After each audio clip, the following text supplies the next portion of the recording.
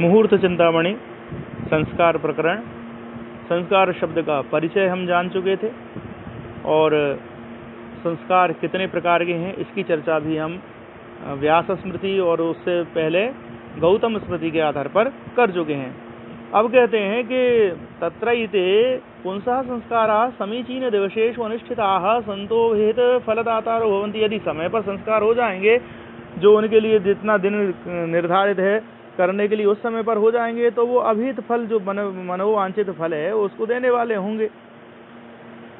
तत्र प्रथमम गर्भाधानाख्या संस्कारो विहितः। तो सबसे पहले गर्भाधान संस्कार की बात आई। फिर सच रजस्वलास्त्र्याधीनः, तो ये भाई जो माता बनने की बात है, गर्भाधान संस्कार है, तो गर्भ कौन धारण करेगा? माता धारण करेगी। तो गर्भ को धारण करने योग्य जब होगी स्त्री, तभी तो गर्भाधान संस्कार का कोई औचित्य बनता है। तो इसलिए इन्होंने इसको रजस्वलत्व से जोड़ा। अब गर्भाधान संस्कार की आवश्यकता क्यों है? तो कहते हैं कि तत्रापि पुत्रोत्पत्त्यर्थम अवश्यम संगः कार्यः अन्यथा परलोकाभावः। भाई पुत्र की उत्पत्ति आवश्यक है, क्योंकि अगर ये नहीं करते हैं तो परलोक का अभाव होगा। तो इसलिए गर्भाधान संस्कार पुत्रोत्पत्ति के लिए अवश्य करना चाहिए। और महाभारत का वचन है आदि पर्व का, यदागमवतः पुंसो यदपत्यम प्रजायते तत्तारयति संतत्या पूर्व प्रेतान् पितामहान् उन्नाम्नो नरकाद्यस्मात् पितरं त्रायते सुतः तस्मात् पुत्र इति प्रोक्तः स्वयमेव स्वयंभुवा। तो यदागमवतः पुंसो यदपत्यम प्रजायते, तो जैसे आगम के अनुसार पुरुष जैसे संतान को उत्पन्न वो करता है, तत्तारयति संतत्या, तो वो जो है संतति के द्वारा पूर्व प्रेतान पितामहान, पूर्व के जो उसके पितामह इत्यादि, पूर्व प्रेत मतलब जो हमारे पितर हैं, उनको तार देता है उस संतति के द्वारा। तो पुन्नाम्नो नरकाद यस्मात् पितरम त्रायते सुतः, तो पिता को पुण्य नाम के नरक से बचाने के कारण, उससे रक्षा करने के कारण तस्मात् पुत्र इति प्रोक्तः, इसलिए पुत्र उसको कहा जाता है। पुण्य नाम के नरक से त्राय से उससे बचाने के कारण त्रायते। इष्टम दत्तम अधीतम च यज्ञाश्च बहुदक्षिणा सर्वमेतदपत्यस्य कलाम नार्हति षोडशीम। और ये कहते हैं कि भाई कितना महत्व है पुत्र का। बोले इष्टम दत्तम अधीतम च, आप जो है चाहे जितना आप दान कर लो या अधीत ज्ञान प्राप्त कर लो वैदिक, यज्ञाश्च बहुदक्षिणा, बहुत सारे आप यज्ञ कर लो, बहुत सारी दक्षिणा दे दो। सर्वमेतत् अपत्यस्य कलाम नार्हति षोडशीम, एक पुत्र के उत्पन्न होने के 16वीं कला के बराबर भी ये नहीं है। भाई सीधी सी बात है कि आपकी अगर संतति नहीं होगी तो वहीं जो है स्टॉपेज, अब आपका जो है जो जेनेटिक कोड है जितना आपके पास है वो वहीं रुक गया। जबकि जो है आगे संतति होगी तो आपके जीन्स में जो जो संस्कार पुराने पूर्वजों के आए हैं वो आगे चलते रहेंगे। तो यज्ञ क्रिया वगैरह आगे की पीढ़ियां भी करती रहेंगी अगर होंगी तो, और अगर आगे कोई पीढ़ी होनी नहीं है तो फिर वो बस वहीं पर जाके खत्म। भाई संसार में आगे भी यज्ञ होते रहें, इसलिए संसार धर्म का चलना आवश्यक है, संतति होना आवश्यक है। अगर जो संतति होगी ही नहीं, संतान नहीं होगी किसी को, तो उसी दिन संस्कार, ये जो संसार है वो नष्ट हो जाएगा। तो इसलिए बहुत महत्व है गर्भाधान संस्कार का। यहाँ पुत्र की महिमा बताई जा रही है, क्योंकि किस समय ये स्मृतियाँ रची गईं, आप उस समय को भी बिल्कुल ध्यान में रखिएगा। तत्कालीन समाज के अनुसार इसको सोचिएगा। बहुत सारी चीज़ें आज के समाज के अनुसार हमें परिवर्तन समाज ने किया भी है और वो विचारणीय विषय भी हैं। नियम तो भाई थोड़े बहुत देश काल परिस्थिति के अनुसार बनते बिगड़ते रहते हैं। आज बहुत बड़ी आवश्यकता है सनातन धर्म में कि ऐसे हमारे आचार्यों द्वारा, जो वर्तमान में हमारे बड़े बड़े आचार्य हैं, हमारे जो वर्तमान के शंकराचार्य जी हैं, या और भी जो जगत गुरु परंपरा के जो संत हैं, या जो भागवताचार्य इत्यादि जो बड़े बड़े हैं जिनने शास्त्रों का अध्ययन किया हुआ है, ऐसे धर्माचार्य अगर बैठ करके आज के युग के अनुरूप कुछ नियम बनाते हैं तो बड़ा ही उपकार होगा।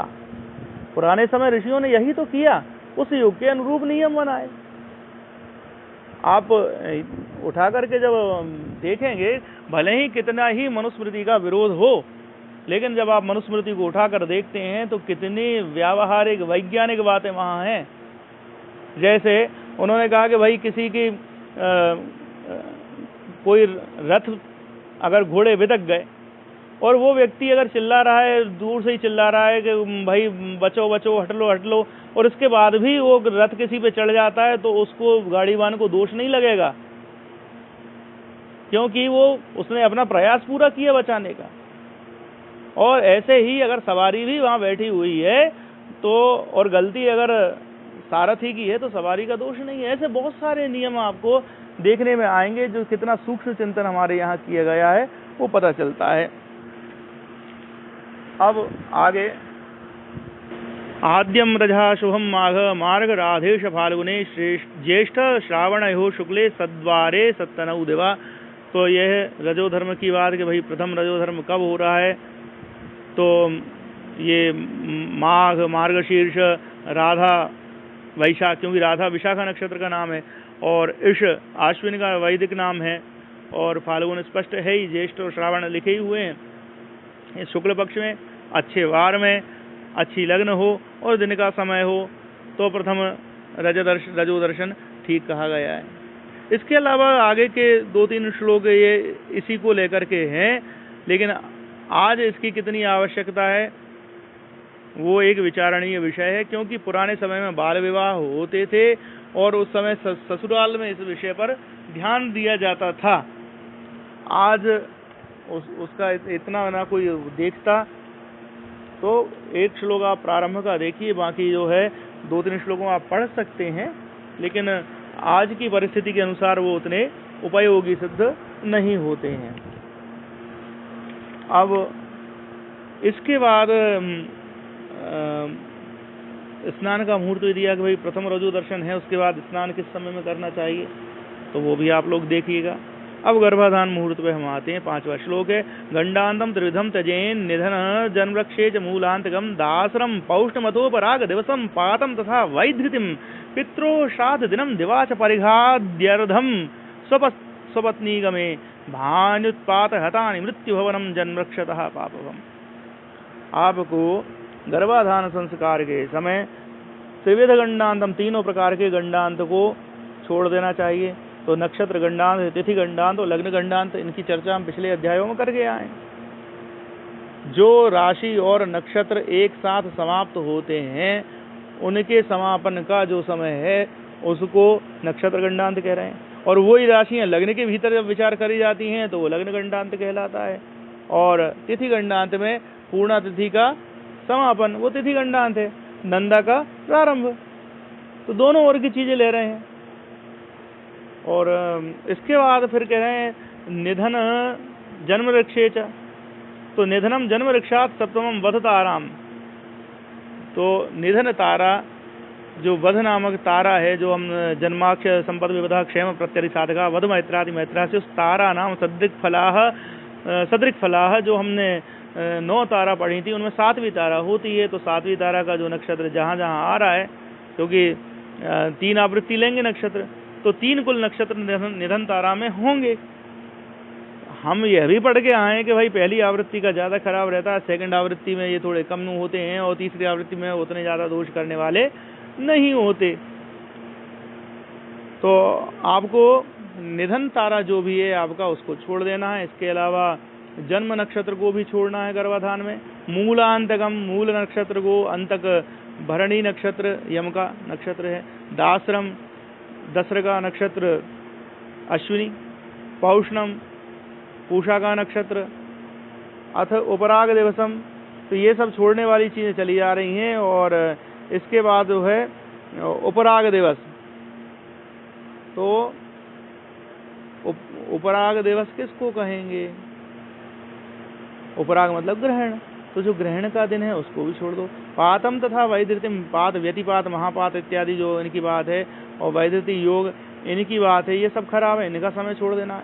पितरों श्राद्ध दिनम, घर में किसी का श्राद्ध का दिन है उसको आपको छोड़ देना है।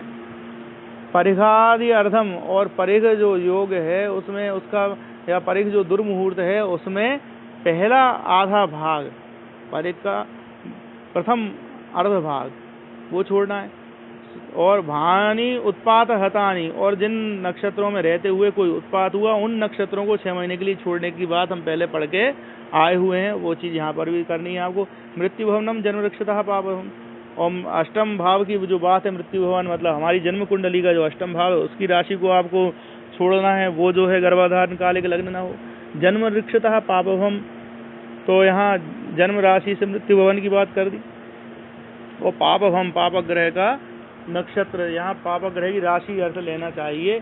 पापग्रह बैठा हुआ हो या पापग्रह, हाँ यही बात कह रहे हैं कि पापग्रह से युक्त राशि या नक्षत्र का परित्याग कर देना चाहिए। और ऐसे ही जन्म लग्न और जन्म राशि से अष्टम राशि लग्न को भी त्याग देना चाहिए।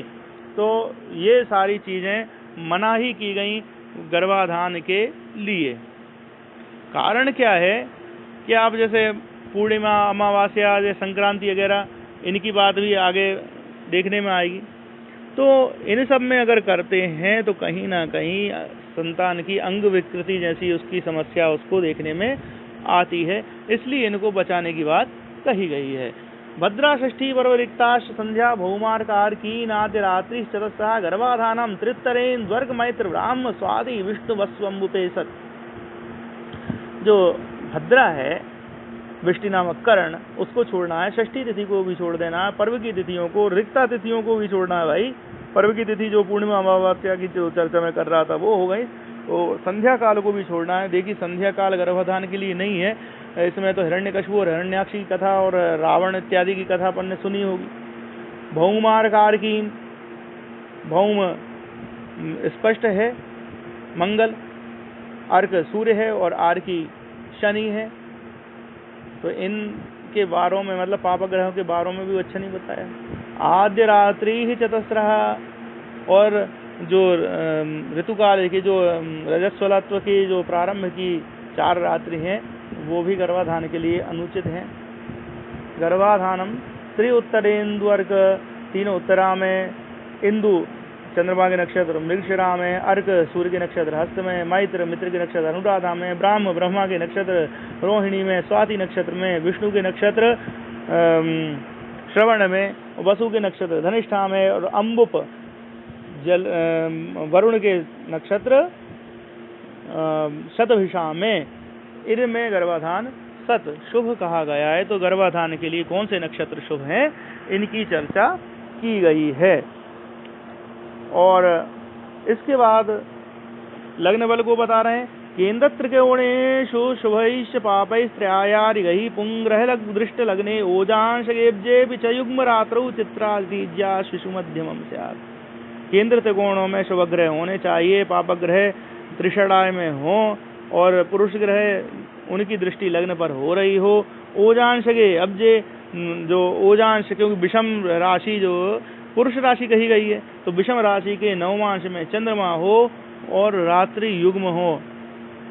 जो अभी ऋतुकाल की बात कर रहे थे, तो वहां से जब हम प्रथम रात्रि से गिनना चालू करें तो सम संख्या की रात्रि छठी, 8वीं इस प्रकार उचित कही गई हैं पुरुष के लिए, और कन्या के लिए विषम राशियों की बात हुई है। अब ये कितना है, इसकी वैज्ञानिकता है, इसको तो विज्ञान के आधार पर यदि विचार किया जाए तो ही समझ में आएगा। अभी तो हम परीक्षा के लिए इसको बस पढ़ लेते हैं और याद कर लेते हैं। चित्रादित्या शिशु मध्यमम स्यात्, और चित्रा नक्षत्र, अदिति का नक्षत्र, पुनर्वसु और इज्ज मतलब पुष्य नक्षत्र और अश्विनी नक्षत्र, इनमें गर्भाधान संस्कार मध्यम कहा गया, शेष नक्षत्र अधम है, यह अर्थ हुआ। तो यहाँ इस प्रकार गर्भाधान संस्कार के विषय में जितनी बात थी वो यहाँ कर दिए हैं। अब इसके बाद सीमंतोन्नयन इत्यादि संस्कारों की चर्चा अगली क्लिप में हम करेंगे। और जो गर्भाधान संस्कार है उसके लिए हमारे यहाँ उपनिषदों में, छांदोग्य आदि उपनिषदों में पूरी विधि दी हुई है कि कैसे सात्विक रूप से रहना, क्या सात्विक भोजन करना, क्या सात्विक पाठ श्रवण पाठन करना, पत्नी को क्या जो है सुनाना, ये सारी चर्चा हमारे यहाँ की गई है। तो जितने नियम से गर्भाधान संस्कार होगा तो संतान संस्कारवान होगी, ऐसा हमारे महर्षियों की भावना है।